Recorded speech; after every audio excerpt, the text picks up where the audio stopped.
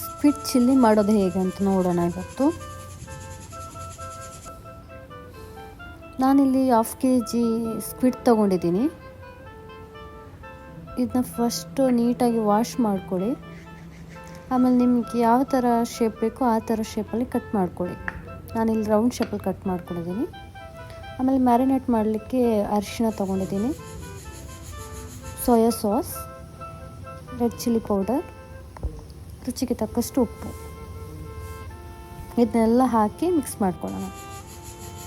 ಒಂದು 1/2 hour ಇದನ್ನ marinate ಮಾಡಿಡಿ. ಇದು ಸೇಮ್ ಆಕ್ಟೋಪಸ್ ಥರನೇ ಇರುತ್ತೆ, ಬಟ್ ಟೇಸ್ಟ್ ಮಾತ್ರ ತುಂಬ ಚೆನ್ನಾಗಿರುತ್ತೆ. ಟ್ರೈ ಮಾಡಿ ನೋಡಿ. ಇಲ್ಲಿ ಒಂದು ಟೊಮೆಟೊ, ಒಂದು ಆನಿಯನ್ ತೊಗೊಂಡಿದ್ದೀನಿ. ಒಂದು ಪ್ಯಾನ್ ಇಟ್ಕೊಂಡು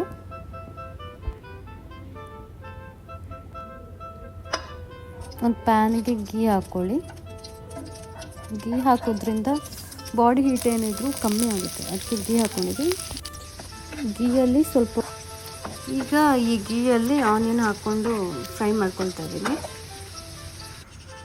ಮ್ಯಾರಿನೇಟ್ ಮಾಡ್ಕೊಂಡಿರೋ ಸ್ಕ್ವಿಡನ್ನು ಹಾಕ್ಕೊಂಡು ಫ್ರೈ ಮಾಡ್ಕೊತಾ ಇದ್ದೀನಿ. ಇವಾಗ ಇದು ಆನಿಯನಲ್ಲಿ ಚೆನ್ನಾಗಿ ಫ್ರೈ ಮಾಡ್ಕೊಳ್ಳಿ. ಇದು ತುಂಬ ಗಟ್ಟಿ ಆಗುತ್ತೆ. ಒಂದು 10 to 15 minutes ಈ ಥರನೇ ಫ್ರೈ ಮಾಡ್ಕೊಳ್ಳಿ ಆನಿಯನ್. ಈಗ ಚಿಲ್ಲಿಗೆ ಮಸಾಲ ರೆಡಿ ಮಾಡ್ಕೊಳ್ಳೋಣ.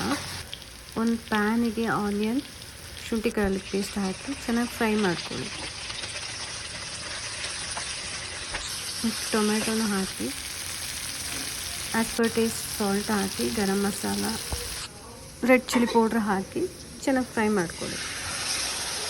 ಟೊಮೆಟೊ ಆನಿಯನ್ ಬೆಂದಮೇಲೆ ಇದಕ್ಕೆ ಮ್ಯಾರಿನೇಟ್ ಮಾಡಿಕೊಂಡು ಫ್ರೈ ಮಾಡ್ಕೊಂಡಿರ್ತಿರೋ ಸ್ಕ್ವಿಡ್ನ ಇದಕ್ಕೆ ಆ್ಯಡ್ ಮಾಡಿ ಚೆನ್ನಾಗಿ ಮತ್ತೆ ಫ್ರೈ ಮಾಡ್ಕೊಳ್ಳೋಣ. ನಾನಿಲ್ಲಿ Laveena fish curry powder use ಮಾಡ್ತಾಯಿದ್ದೀನಿ. ನೀವು ಯಾವುದೇ ಲೋಕಲ್ ಪೌಡ್ರನ್ನು ಯೂಸ್ ಮಾಡ್ಬೋದು. ಮೀನಿನ ಮಸಾಲೆ ಯಾವ್ದು ಬೇಕಾದರೂ ಯೂಸ್ ಮಾಡ್ಬೋದು.